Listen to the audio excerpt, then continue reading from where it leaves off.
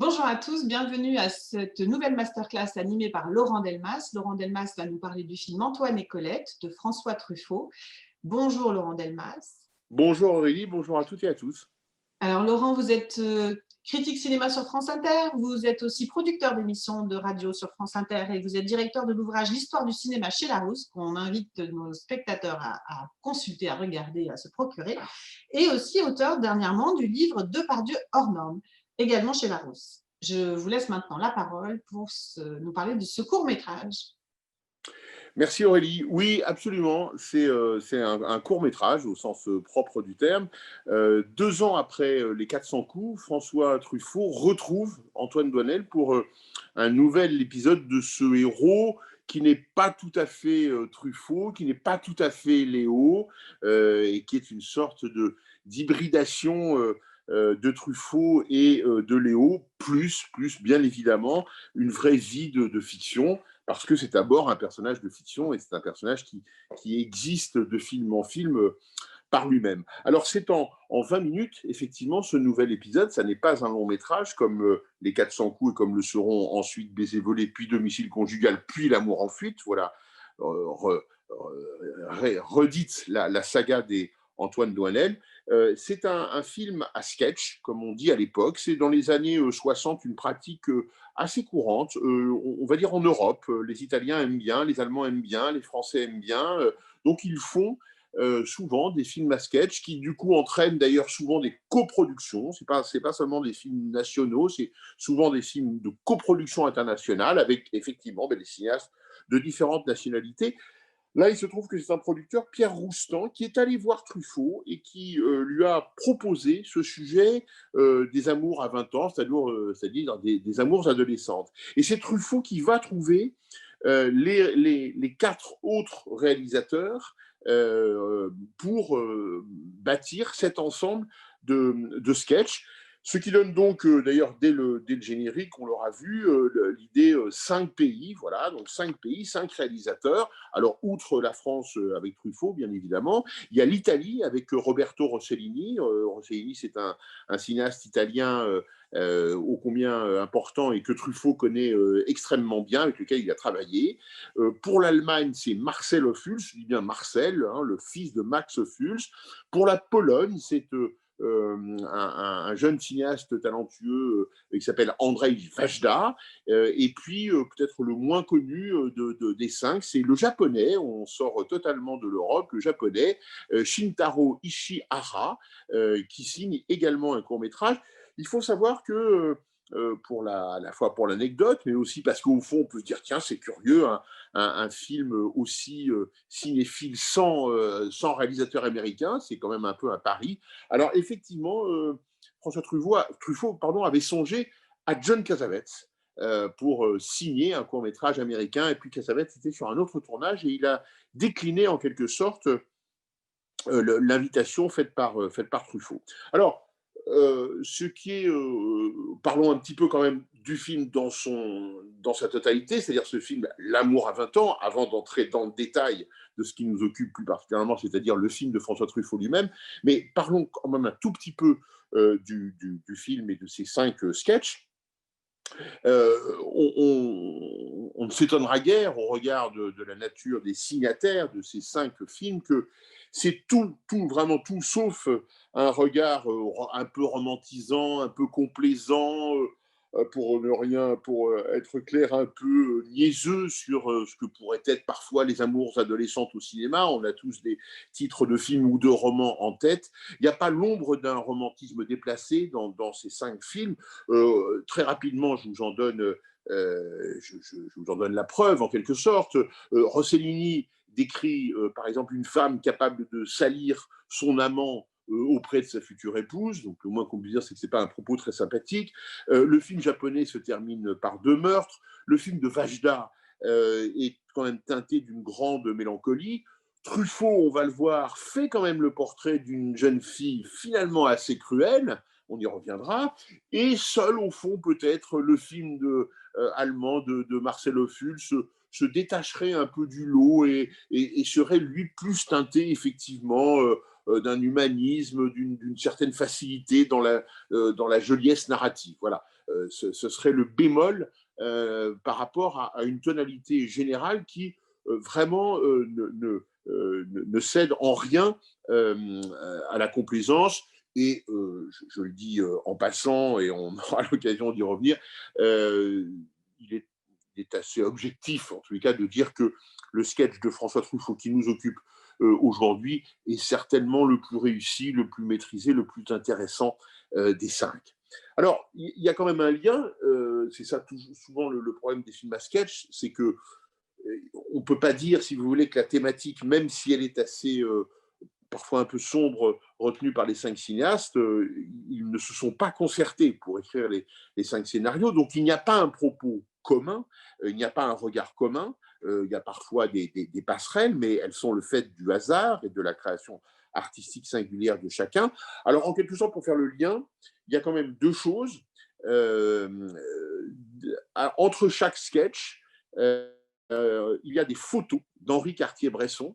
Dans une récente masterclass, on m'avait posé la question du pourquoi de la présence d'Henri Cartier-Bresson sur le générique du film. À l'époque, je ne m'en souvenais plus, je dois l'avouer.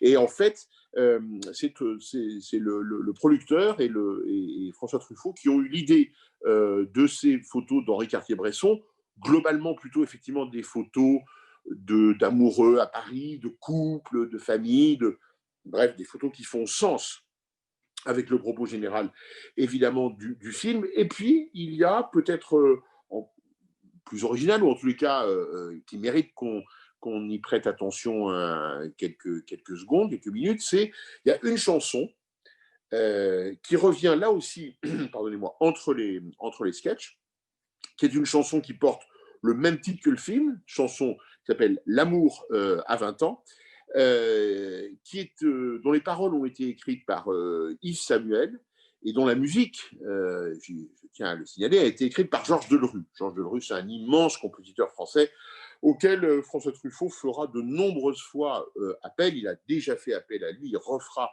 souvent appel à lui, et son univers musical correspond effectivement beaucoup à l'univers cinématographique de Truffaut. Alors, après, à la fin du film de François Truffaut, la chanson est chantée en français par Xavier Desprat, mais il faut savoir qu'elle est interprétée dans chaque langue nationale ensuite, à la fin de chaque sketch. Donc voilà, c'est une vraie particularité, c'est une vraie singularité, à la fois ces photos de Cartier-Bresson et puis cette chanson, musique de Georges Delerue, est réinterprétée à chaque fois dans la langue en quelque sorte nationale qu'on vient d'entendre. Bon, c'est une jolie particularité de ce film à sketch. Mais si vous le voulez bien, puisqu'on est là pour ça, revenons à Antoine et Colette, le film de François Truffaut.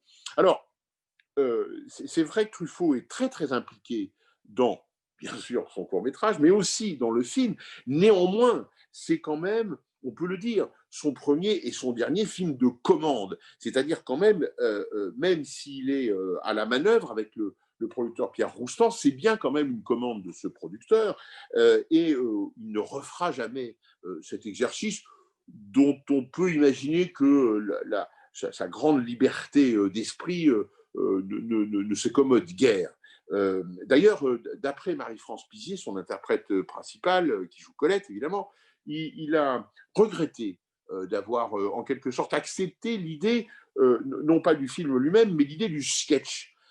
C'est-à-dire du format réduit. 20 minutes, c'est rien comparé à un long métrage, 1h30, 1h40, voire 2 heures pour certains films de François Truffaut. Donc, c'est pas grand-chose. Et il a dit qu'il avait, à l'époque, il aurait eu un matériel beaucoup plus important pour raconter, au fond, cette première histoire d'amour d'Antoine Doinel, parce que c'est comme ça qu'on pourrait sous-titrer le film. Alors, néanmoins, il se plie à cet exercice. Il écrit seul, et là aussi, c'est à la fois une première et une dernière, il écrit seul le scénario du film, sachant qu'on peut un peu moduler d'ailleurs cela parce que le film est très peu écrit. Le film sera beaucoup improvisé quant à ses dialogues, beaucoup improvisé quant à certaines scènes, beaucoup improvisé quant à tout simplement son scénario. Donc, cette solitude de Truffaut, elle est tout à fait avérée dans ce moment du scénario, mais en fait, elle est assez courte. C'est-à-dire que c'est un film qu'il prépare extrêmement peu, contrairement à d'autres. C'est un film qu'il écrit en amont extrêmement peu, et c'est un film qui va se faire dans une sorte d'ailleurs de grande allégresse, de grands mouvements très, très rapides, un peu à l'image de ce qu'on voit d'ailleurs à l'écran. Alors, souvenons-nous, parce que je pense que vous avez tous vu ou revu Les 400 coups de François Truffaut, le premier film avec Antoine Doinel, la naissance d'Antoine Doinel sur grand écran.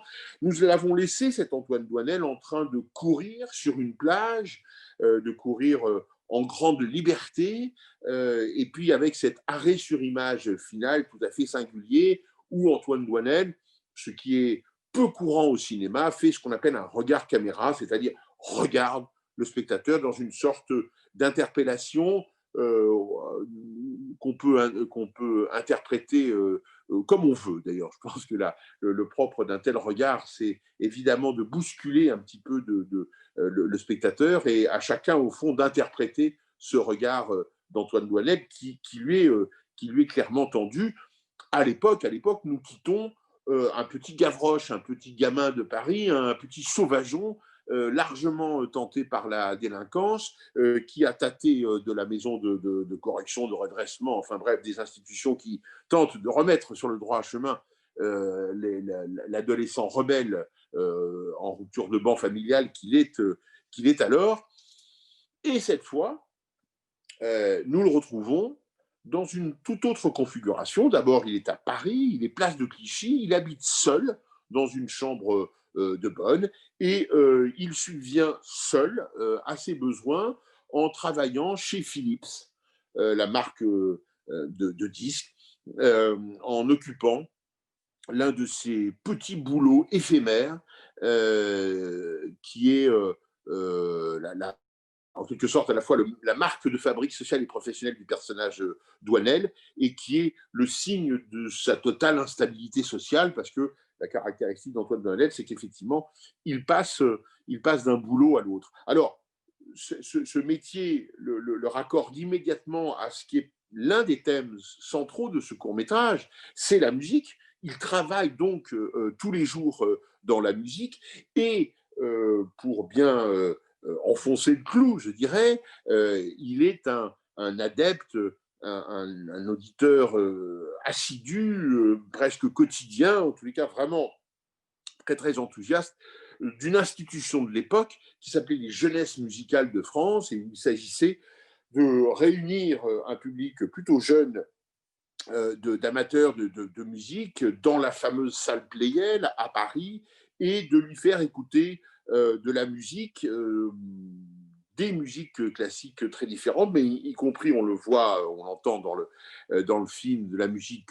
contemporaine, électronique, de la musique savante et expérimentale, et donc de former en quelque sorte la jeunesse parisienne française à la grande musique, comme on dit. Et c'est là, on l'a vu, qu'il fait donc la rencontre de cette apparition qui est pour lui Colette, jouée si bien par Marie-France Pizier.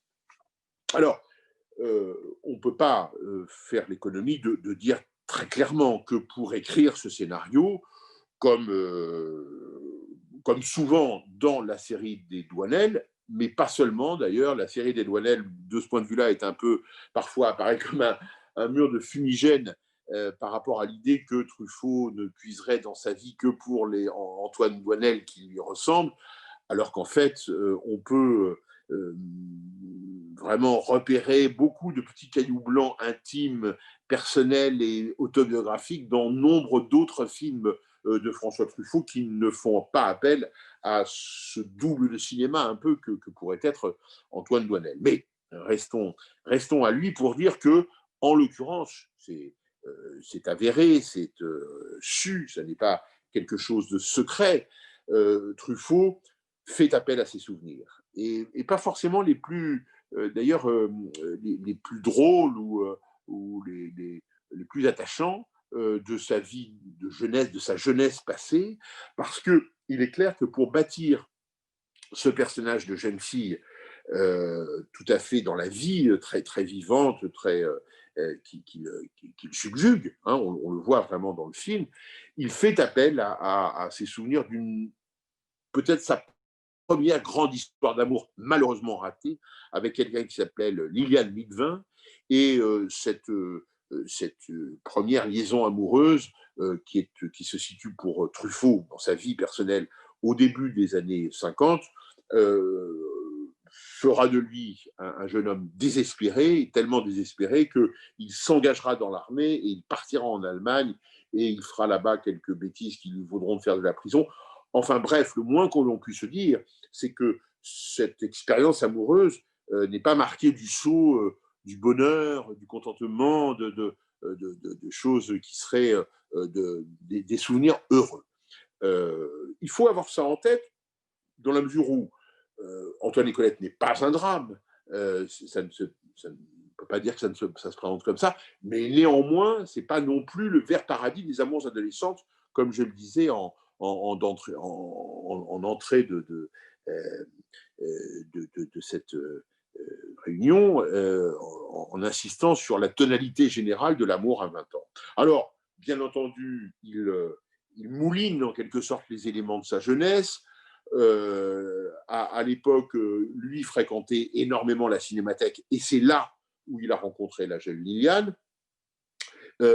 La Cinémathèque est ici transposée, je vous le disais, avec les Hauts Jeunesses musicales de France, autre lieu culturel, autre lieu de fréquentation, autre lieu de rencontre pour les jeunes. Et puis, Truffaut a été quelque temps soudeur à l'acétylène dans sa jeunesse. Alors, de soudeur à l'acétylène, qui n'est pas forcément un métier très reluisant, enfin voilà, qui est un métier un peu dur. Et puis, évidemment, il est plus valorisant pour Antoine Doinel de fabriquer des disques chez Philips.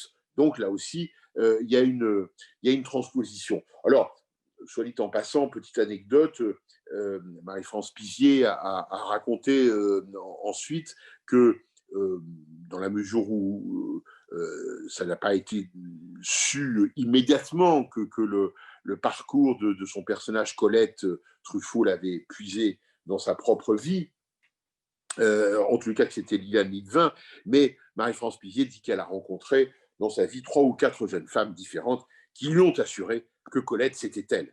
C'est dire si Truffaut était, dès son jeune âge, l'homme qui aimait les femmes, en l'occurrence l'homme qui aimait les jeunes femmes, et que, vous voyez, plusieurs jeunes femmes ont pu se reconnaître sous les traits de Colette, alors que pour François Truffaut, c'était une seule personne et un seul amour malheureux, mais manifestement, il y avait d'autres amours dans la vie de Truffaut, et tant et si bien que ces jeunes femmes, ces jeunes filles ont pu se reconnaître dans le personnage interprété par Marie-France Pizier. Il faut juste savoir quand même que, outre finalement cet appel à sa jeunesse, et pas forcément pour des souvenirs heureux, François Truffaut, j'allais dire bizarrement, mais c'est pas bizarre, mais il sort, on ne l'a pas encore dit, du tournage de Jules et Jim. Et il en sort épuisé, essoré. Vraiment, ça a été un tournage très long, c'est un tournage un peu difficile financièrement, même s'il est très joyeux en raison de l'histoire avec Jeanne Moreau, et puis du contentement aussi qu'il a de ce film qui lui tenait extrêmement à cœur sur cette histoire d'amour à trois, et pour lequel vraiment il était très, très impliqué.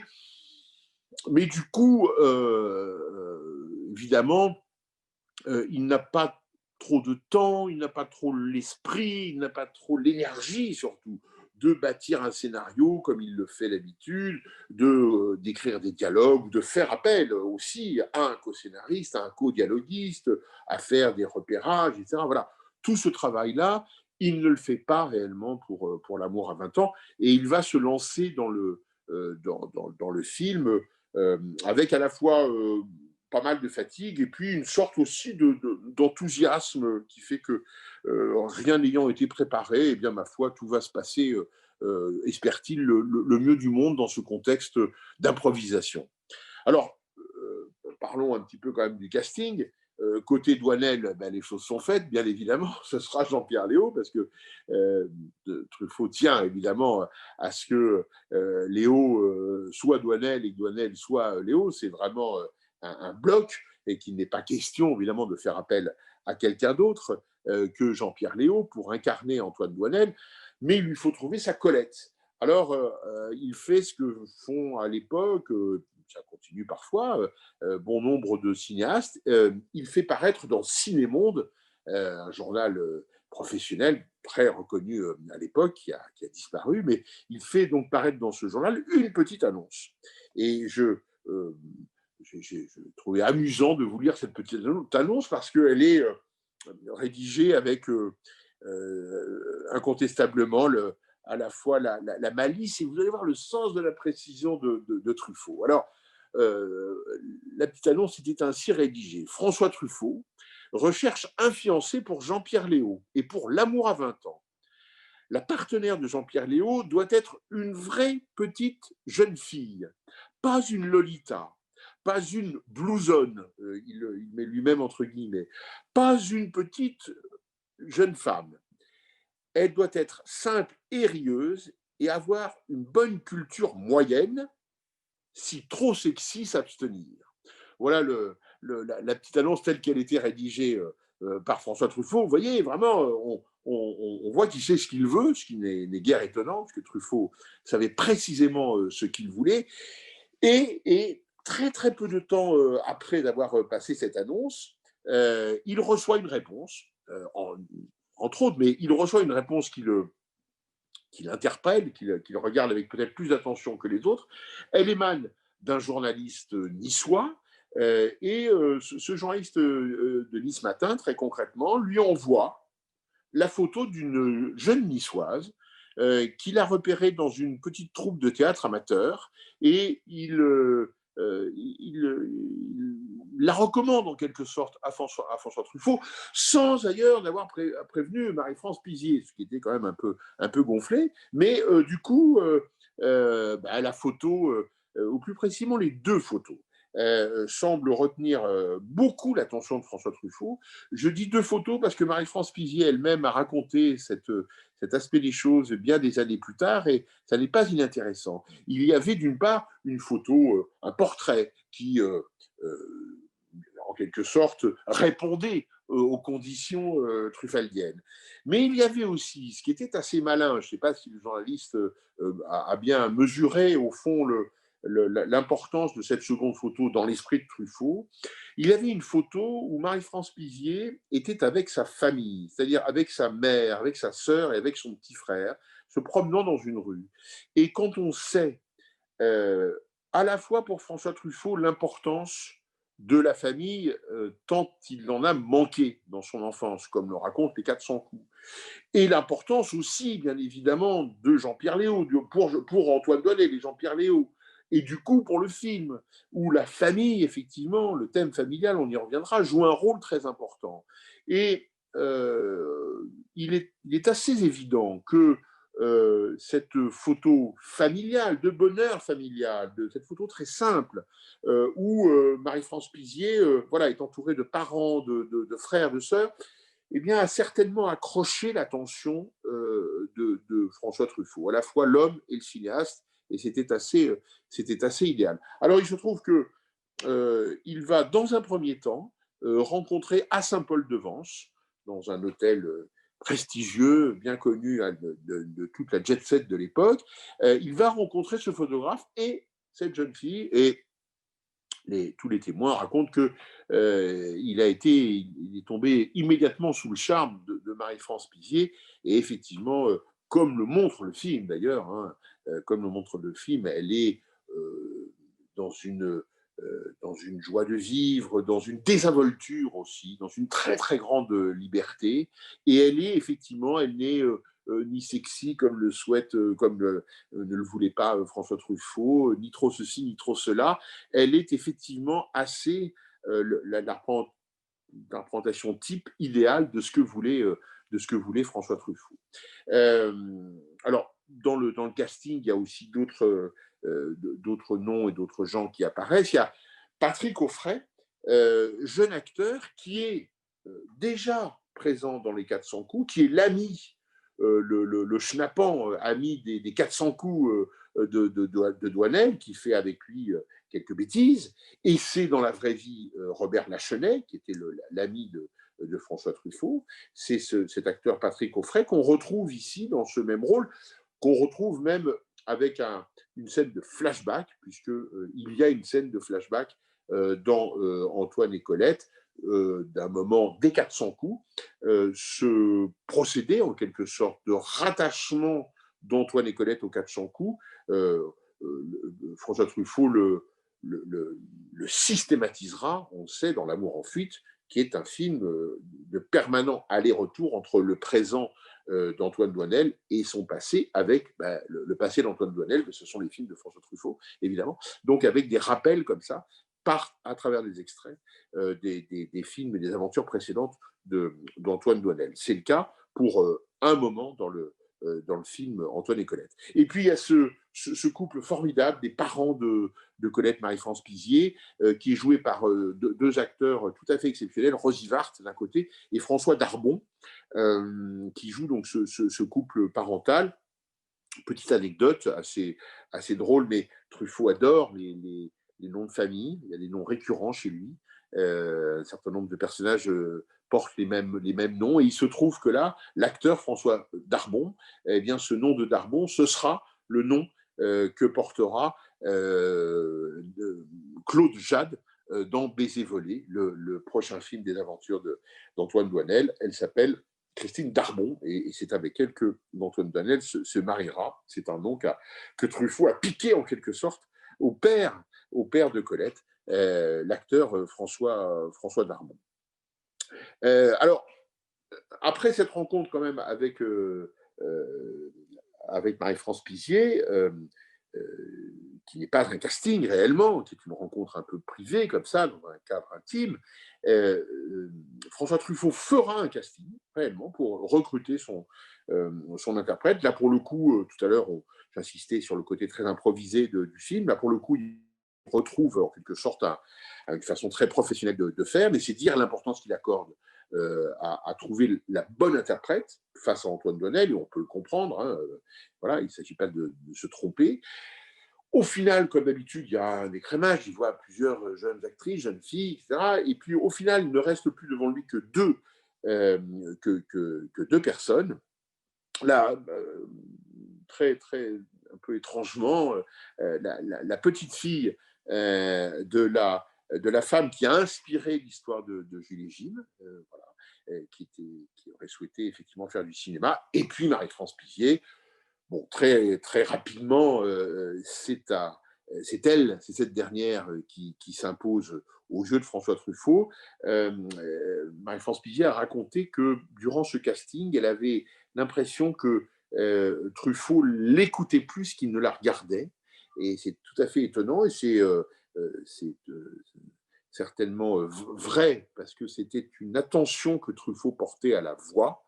Et à plusieurs reprises pendant le casting, il lui dit, alors qu'elle joue d'ailleurs des textes de Jules et Jim, extraits des dialogues de Jules et Jim, le casting se passe comme ça, Truffaut lui dit « plus vite, plus vite, plus vite », Jeanne les disait plus vite. C'est quelque chose de tout à fait intéressant à noter, parce que effectivement, Truffaut a donc tourné avec Jeanne Moreau, et qui a souvent, qui peut avoir un débit assez accéléré, mais un petit peu plus tard, Truffaut trouvera l'actrice mitraillette, à la voix de mitraillette dont il rêve déjà manifestement dans les films dans ses premiers films, c'est Catherine Deneuve. Catherine Deneuve est peut-être l'actrice qui parle le plus vite du cinéma français, voire du cinéma mondial. Elle est capable vraiment d'enchaîner les phrases à toute allure. Et on voit bien, à travers cette anecdote du casting d'Antoine et Colette, combien Truffaut est sensible à cette voix qui parle vite, qui va vite, qui est, pour reprendre une métaphore plus générale de François Truffaut, comme un train qui avance, hein, c'est-à-dire qu'il n'y a pas d'obstacle, et la voix de Jeanne Moreau, puis celle de Catherine Deneuve, et aussi celle de Marie-France Pizier et de quelques autres de ses actrices favorites, est une voix qui lui plaît d'autant plus que c'est une voix qui va vite, effectivement. Le tournage, puisqu'on en est à peu près maintenant maintenant là, nous avons passé les différentes étapes de la courte préparation du film. Le tournage commence donc le 15 janvier 1962. On a la date, je vous la donne. Je vous la donne d'autant plus que on sait que le tournage commence le 15 janvier 1962 et qu'il s'arrête 8 jours plus tard. Ce qui est normal, entre guillemets, pour un court-métrage, mais pour les films de Truffaut seront toujours, sinon des longs, évidemment, et des tournages beaucoup plus longs, y compris comparativement. Et donc là, en une semaine, les choses sont bouclées, avec dans l'équipe technique 2 noms que je souhaite vous indiquer parce qu'ils sont importants dans la filmographie de François Truffaut et pour l'époque. C'est le chef opérateur Raoul Coutard, qui vient du reportage de guerre. Il a travaillé notamment avec Pierre Schoendoerfer, le cinéaste Pierre Schoendoerfer, l'auteur de la 317e section. Et puis il travaillera beaucoup avec Godard. Et pourquoi insister sur cette présence pour Antoine et Colette? C'est parce qu'il y a dans Antoine et Colette beaucoup de scènes de nuit qui sont théoriquement suréclairées dans le cinéma traditionnel, c'est-à-dire on a parfois l'impression presque que ce sont des scènes de nuit qui sont filmées le jour, où on sent la nuit américaine, le trucage, etc. Là, en fait, Coutard joue le jeu de la nuit, joue le jeu de l'entre-deux, joue le jeu du grain si particulier de l'atmosphère nocturne, tant et si bien d'ailleurs que la jeune et cervelée et turbulente Marie-France Pizier le fera remarquer quand elle visionnera les premiers rushs du film. Elle le fera remarquer à François Truffaut. Elle dira « Mais qu'est-ce que c'est? On ne voit rien ».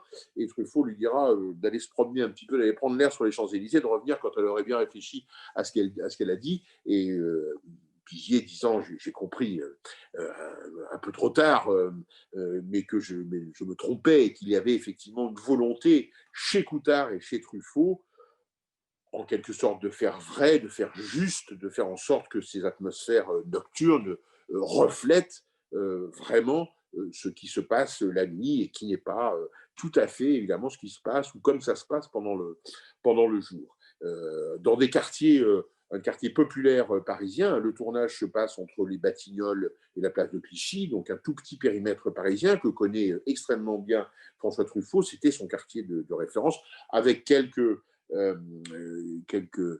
dérives, si je puis dire, vers la salle Pleyel, on l'a dit, lieu des concerts des jeunesses musicales de France. Et puis, il y a aussi quelqu'un qui est présent sur le tournage et qui compte énormément pour François Truffaut, qui est sa complice Suzanne Schiffman, d'abord script, et puis qui deviendra aussi une co-scénariste et on peut dire une assistante extrêmement attentive, présente. C'est elle, par exemple, c'est Suzanne Schiffman qui double en quelque sorte François Truffaut dans les films où il joue lui-même, comme L'Enfant sauvage. Et c'est elle qui, dans les répétitions, pendant que François Truffaut est à la caméra pour effectuer les réglages, les positions, etc., c'est elle qui double François Truffaut. Donc, c'est dire l'intimité, la complicité qui lie ces deux-là. Suzanne Schiffman sera une des pièces maîtresses du dispositif Truffaut travaillant beaucoup dans la fidélité, notamment parce qu'il a monté sa propre boîte de production, les films du Carrosse, et qu'il s'appuiera comme ça sur des collaborations d'autant plus solides qu'elles sont pérennes. Alors, il faut évidemment parler d'un aspect très important du film, qui est la musique. Alors, c'est pas évidemment un film musical, c'est pas une comédie musicale, ce que Truffaut n'a jamais fait, mais on sait à la fois l'attention et l'importance de la musique pour François Truffaut. Il a fait appel à des très grands musiciens comme, on l'a dit, comme Georges Delerue. Il y a cette scène extraordinaire dans La femme d'à côté, où, à la suite d'une grosse dépression nerveuse, Fanny Ardant est alitée à l'hôpital et où elle dit à Gérard Depardieu, son amant, que ce qui lui reste et ce qui la tient, ce sont les chansons, parce que, dit-elle, les chansons, elles disent la vraie vie. Ne me quitte pas, des choses, je serai l'ombre de ton ombre, etc. Donc des phrases comme ça, effectivement extrêmement belles et qui montrent combien la chanson est pour Truffaut quelque chose d'extrêmement important. Le film, Antoine et Colette, commence par une chanson. Le dernier film de la saga des Douanel commence aussi par une chanson, L'amour en fuite. Baiser volé commence par une chanson, et on pourrait multiplier les choses. Il y a beaucoup de chansons d'époque dans le dernier métro. Et donc, effectivement, ce n'est pas tout à fait ce qu'on entend aux premières images du film, mais une fois que nous sommes dans l'intérieur de la chambre de bonne d'Antoine Douanel, son réveil sonne, et à la radio, comme par hasard, on entend Guy Béard chanter le matin, je me réveille en chantant. Bon, c'est une phrase qui est évidemment une chanson parfaitement adaptée à la situation. Et il y aura comme ça, tout au long du film, des chansons, des bribes de chansons, des morceaux de chansons qui vont ponctuer les choses. Et le fait, évidemment, que Douanel travaille chez Philips renforce ça.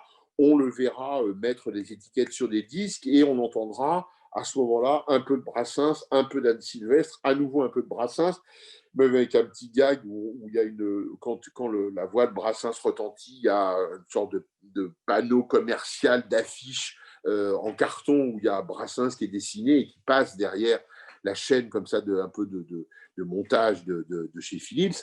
Bref, vraiment, il y a des occurrences sur la chanson et des récurrences sur la chanson extrêmement, extrêmement forte. En contrepoint, on a cette présence très importante, là aussi, de la musique classique. Alors, à travers ces jeunesses musicales de France, on peut penser pendant un certain temps que la musique est extrêmement importante pour Antoine comme pour Colette. La suite de l'histoire montre que la musique n'est pas si importante que cela, en tout cas qu'elle joue un peu les intermittences parfois. Alors, il y a cette première scène de concert à la salle Pléiade qui est la première fois où Douanel remarque Colette, qui est placée à sa gauche, un peu plus loin, un peu plus devant, et il la voit de profil, et il voit notamment un élément dont on sait qu'il est ô combien important dans la psyché de François Truffaut, qui sont les jambes de Colette, qui sont légèrement, très, très largement visibles, le genou. Donc, et Douanel, manifestement, a un peu les mêmes obsessions que l'homme qui aimait les femmes de ce point de vue-là. Et donc, il découvre cette jeune fille, il en tombe, c'est ce que raconte cette histoire, ce moment muet, sauf qu'il y a un fond musical, bien évidemment, parce qu'à ce moment-là, l'orchestre joue. Il tombe amoureux, ou en tous les cas, il est attiré par cette jeune femme, laquelle jeune fille finit par remarquer ce regard pour le moins insistant, et que loin de s'y dérober, en ne le regardant plus, elle adopte un certain nombre d'attitudes qui montrent qu'elle l'a vu, qu'elle sait, et que est en train de se nouer quelque chose entre ces deux-là. On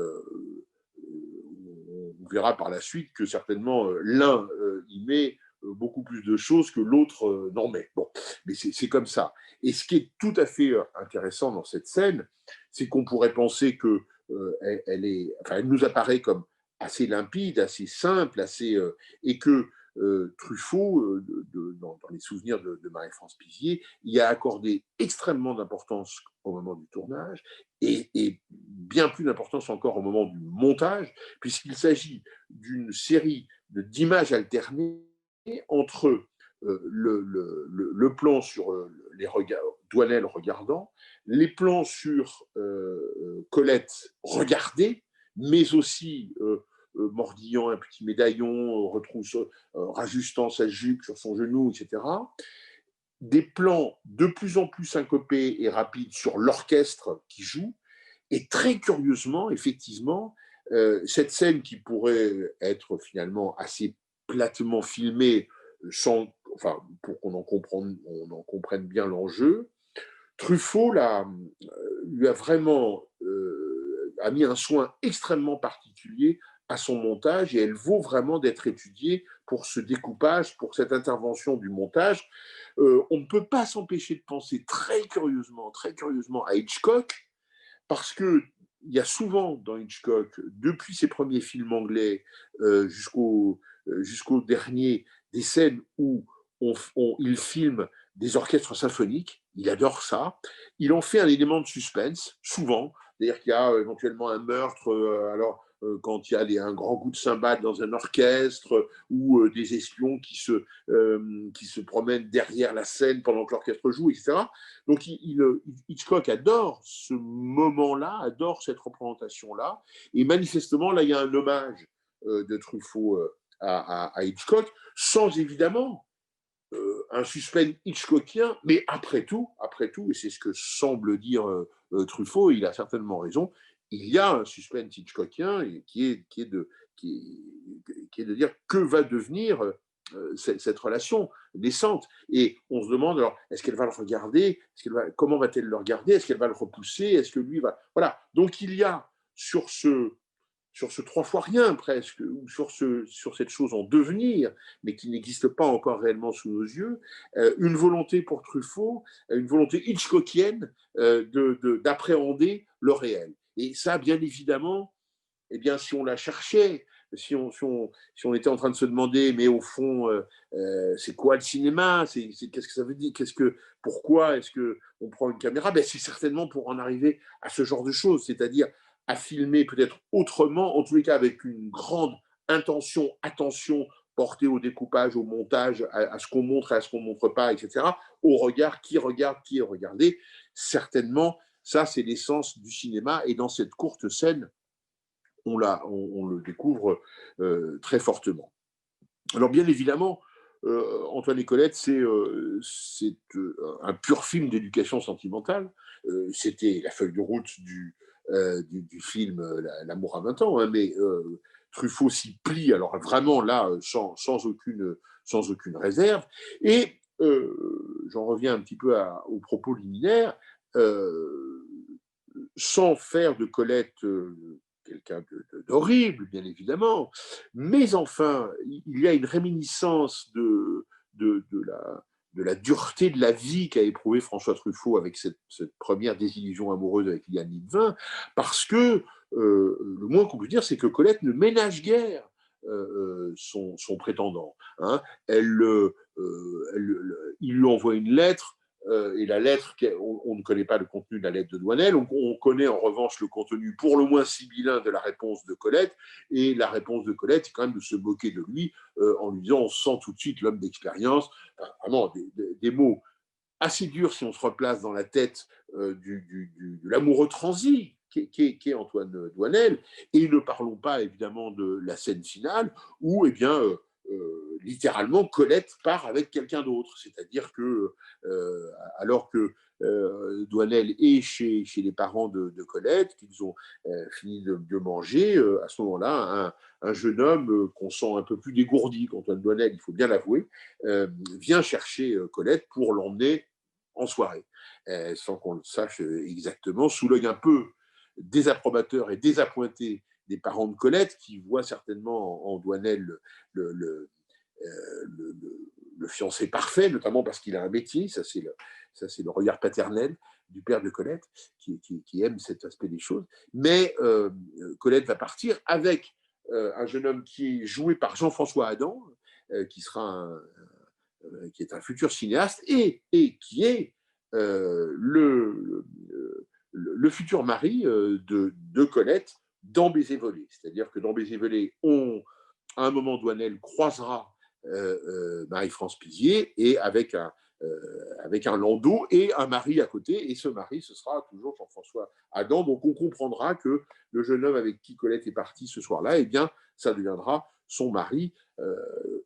Heureusement que Douanel ne le savait pas à l'époque, ça lui aurait certainement encore plus miné le moral, évidemment. Tout est tout le film, il faut le savoir, je fais enfin, une petite incise, mais ça n'est pas innocent. Tout le film est en son direct et comment dirais-je la véracité, ou enfin en tous les cas le côté très rapide du film est en partie lié à cette pratique du son direct, y compris dans les scènes nocturnes, y compris évidemment dans les scènes d'extérieur. Et ça donne certainement un allant au film extrêmement grand. Alors, je disais tout à l'heure que on pouvait penser que ces mélomanes étaient quand même plus ou moins sérieux. Je le dis parce que quand Douanel, par exemple, s'aperçoit que Colette n'est pas à Pleyel et qu'elle lui a posé un lapin, loin de rester à assister au concert, alors qu'un mélomane assisterait au concert, lui, évidemment, il s'en va de Pleyel et il essaye de retrouver Colette parce qu'au fond, ce que nous dit Truffaut quelque part, c'est qu'au bout d'un moment, quand même, si Douanel vient à Pleyel, c'est pour voir Colette et pas pour écouter de la musique. Donc, c'est une relativisation, en tous les cas, de cet amour de la musique classique. Quand d'ailleurs Colette rentre dans la chambre de bonne d'Antoine Douanel et qu'il y a sur le pick-up un disque de musique classique, elle l'interrompt immédiatement, histoire de dire que ce n'était pas tout à fait ce qui l'intéresse quand elle vient chez Douanel. Alors, il y a un autre aspect évidemment très important qui résonne dans l'œuvre de Truffaut, dans l'œuvre précédente d'Antoine et Colette et dans ce qui suivra, c'est évidemment l'attention portée au travail et au fait que Douanel a un travail.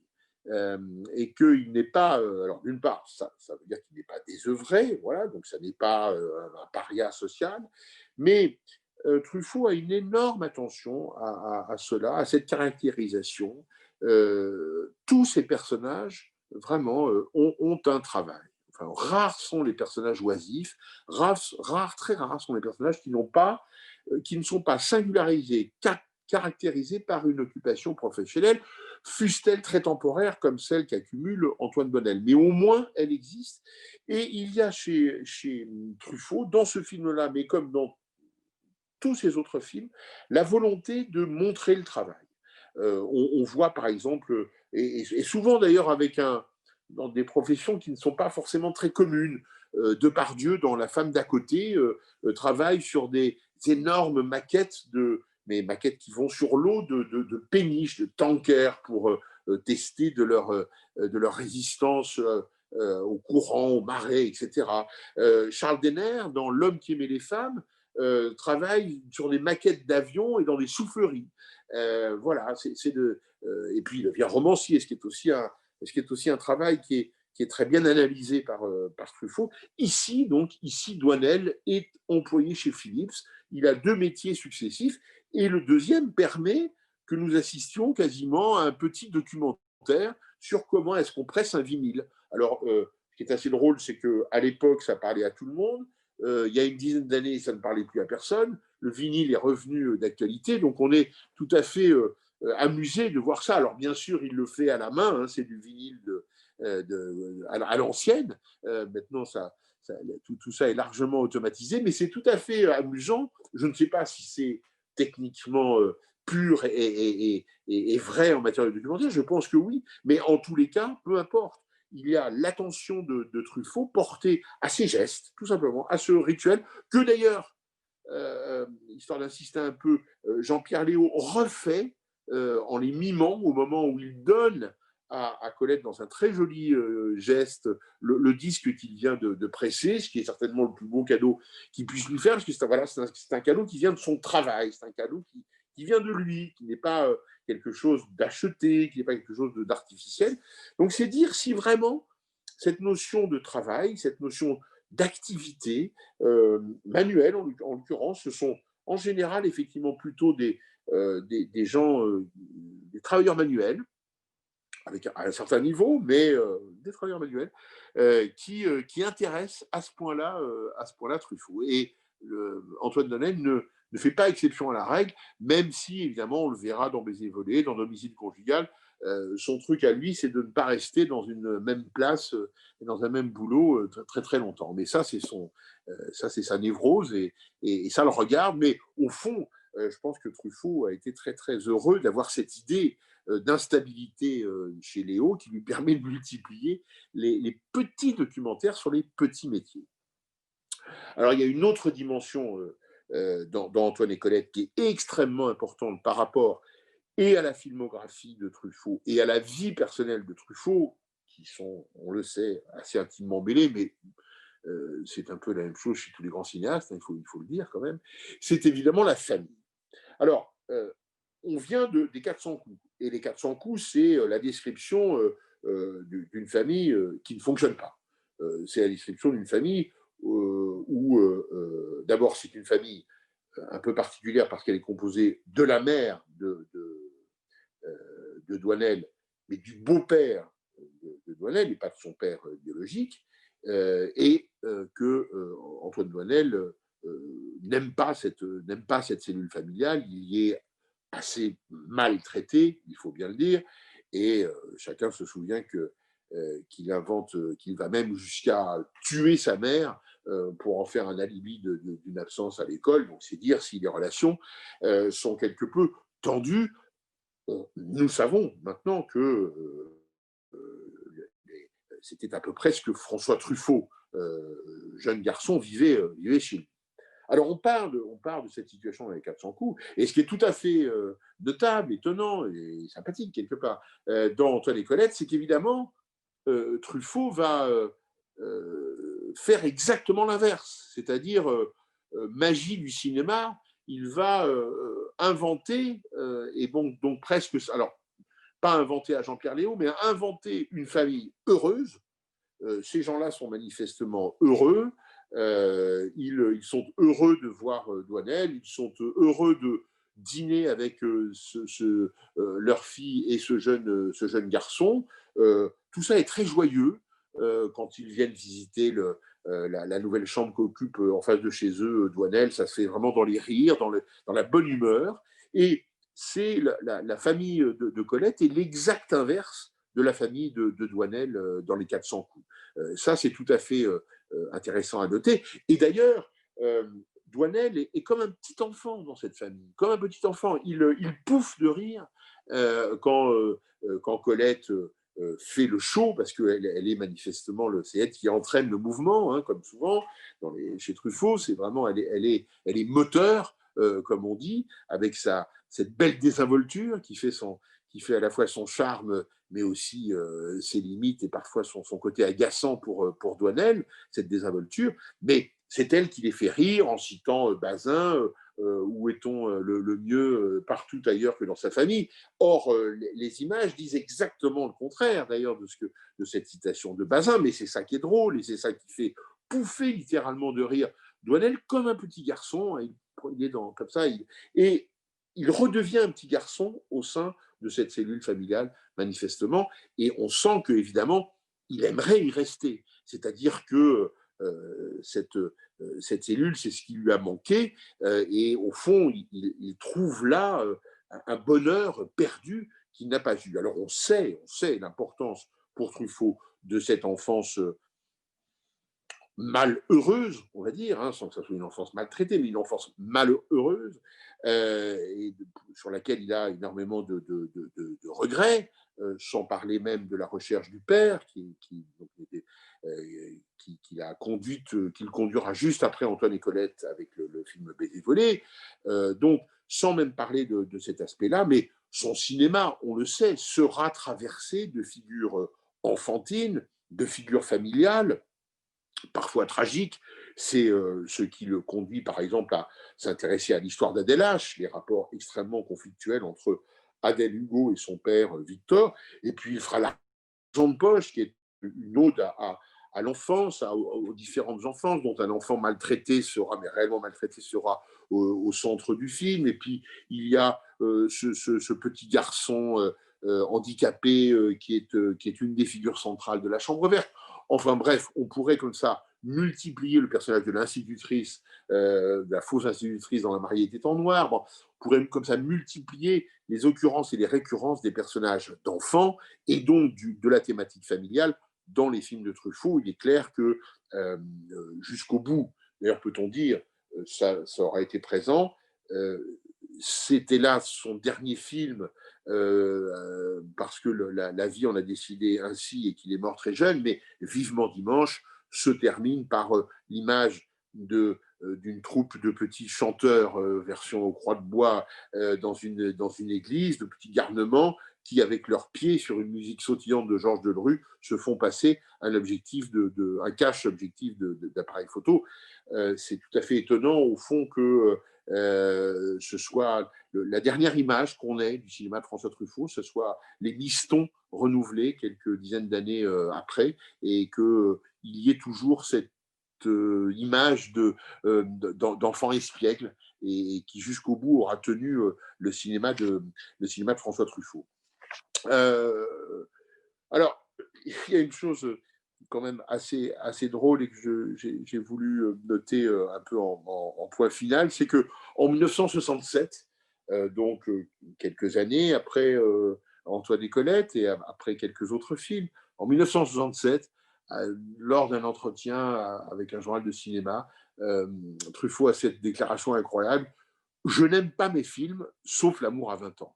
Alors, quand on sait quand même que dans les films, il y a Tirer sur le pianiste, Les 400 coups, La mariée était en noir, Baiser volé, bon, on se dit, c'est pas possible, quoi, il ne peut pas dire ça. Bon, alors il y avait chez François Truffaut une partie de provocation, il y avait une partie d'insatisfaction, mais il y a de la provocation, de toute évidence, mais ça dénote quand même aussi, je crois, le contentement qui était le sien devant ce petit film. On peut dire petit film à tous égards, c'est-à-dire petit par sa durée, 20 minutes, petit par son propos, qui est une aventure sentimentale d'Antoine Doinel, mais une seule aventure, dans un cadre donc restreint, avec peu de personnages, peu de situations.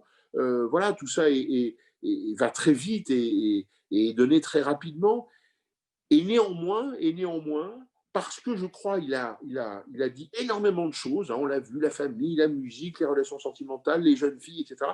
Il arrive à accumuler le travail, à accumuler dans ces 20 minutes-là, il y a une sorte de condensé truffaldien qui, sans oublier, j'en ai peut-être pas assez parlé, mais l'humour, les notes d'humour, et justement cette façon tout à fait particulière, ce pouvoir, cette capacité qu'il a à mêler la légèreté et la gravité, la mélancolie et l'humour, le sourire aux lèvres et la petite larme qui pourrait naître très rapidement. C'est pas un hasard si tout cela naîtra dans le film non pas suivant, mais suivant dans la chronologie d'Antoine Doinel, qui est Baiser volé, et où là, on aura à peu près, voire enfin, les mêmes choses que dans Antoine et Colette, les mêmes variations sur des thèmes extrêmement proches, et surtout, cette mélancolie affleurante qui est si bien résumée dans Baiser volé par la chanson de Charles Trenet qui ouvre le film, et qui donc marque, je crois vraiment, Antoine et Colette, et qui explique en partie cette phrase provocatrice de Truffaut. Je ne suis pas certain qu'à la fin de sa vie, il aurait dit la même chose. Je pense qu'il était très content d'autres films, y compris des films tournés avant Antoine et Colette. Mais néanmoins, après tout, si on veut comprendre une partie, mais une partie importante de l'univers de François Truffaut, presque paradoxalement, ce court-métrage, cet ovni dans sa filmographie, Antoine et Colette, eh bien, serait une très très bonne porte d'entrée à l'univers du cinéaste. Merci. Merci beaucoup, Laurent Delmas. Merci pour cette analyse d'Antoine et Colette. On aura le plaisir de vous retrouver sur d'autres masterclass sur les films de François Truffaut. Je pense aux 400 coups, aux Deux Anglaises et le continent d'ailleurs, et également, il me semble, Jules et Jim aussi. Oui, tout à fait. Voilà. Merci beaucoup.